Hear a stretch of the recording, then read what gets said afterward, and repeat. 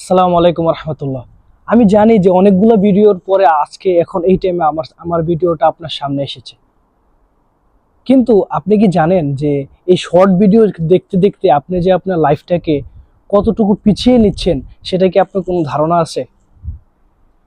এখন আপনি এই শর্ট ভিডিওগুলো ক্লিপগুলো 10 সেকেন্ড, 5 সেকেন্ড, 15 সেকেন্ড যে ক্লিপগুলো যে আপনি দেখছেন, এতে আপনার ব্রেনটার মধ্যে এমন একটি প্রেশার পড়ছে যেটা আপনি নিজেও বুঝতে পারছেন না। কয়েকদিন পরে, হয়তো 1 বছর 2 বছর, হয়তো লং টাইম পরে আপনি নিজের উপরে নিজে দেখবেন যে আপনি এখন বড় কোনোভাবে চিন্তা করতে পারছেন না। আপনি একটা বড় ভিডিও আপনার দেখতে মন চায় না। আপনি যখনই দেখেন কোনো একটা বিষয়ে টপিক নিয়ে আপনি সার্চ করেন, তখন আপনি যখন দেখেন একটা ভিডিও 5 মিনিটের উপরে বা একটা ভিডিও 3 মিনিটের উপরে, তখন আপনার আর ওই ভিডিওতে ক্লিক করতে মন চায় না। এটার কারণ কি জানেন? এটার মূল কারণ হচ্ছে আপনি নিজেকে শর্ট ভিডিওর মধ্যে অভ্যস্ত করে ফেলেছেন। সো আপনি এখন আর বড় করে ভাবতে পারছেন না। এখনো সময় আছে ভাই।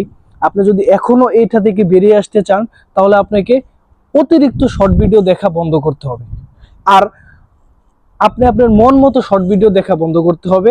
আর দ্বিতীয়ত হচ্ছে, আপনি যে কোনো টপিকের উপরে শর্ট ভিডিও দেখতে পারেন, তাহলে ওই টপিকের উপরে আপনার ব্রেনটা ডেভেলপ হবে, আপনার জ্ঞানটা ডেভেলপ হবে।